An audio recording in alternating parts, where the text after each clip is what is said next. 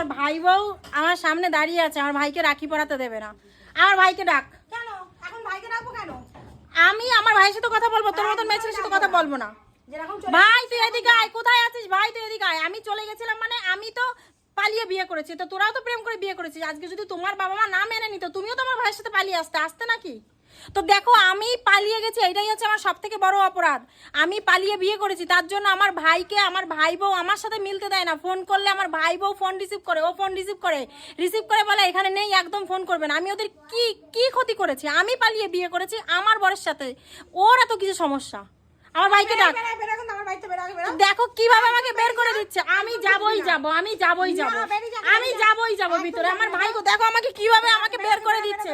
দেখো আমাকে কিভাবে, আমার ভাইকে রাখি বাঁধবই একদম না। আজকে 5 বছর আমি এই বাড়ির দরজায় এসে এসে ফিরে যাই, আমায় 5 বছর ধরে অপমান করছে। আমি আর সহ্য করতে পারছি না। আমি ভাইকে রাখি না পড়ি, আমি এখান থেকে যাব না। আমার এত কষ্ট।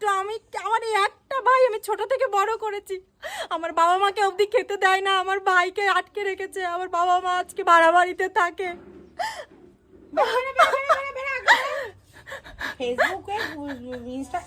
ফেসবুকে ভিডিও করবো তো কোথায় দেবো বলো? আমি কোথায় কাদের জানাবো? আমি আজকে ফেসবুকে সবাই আমার ভাই হলো, আমার নিজের ভাইকে তো আমি রাখি বাঁধতে পারছি না।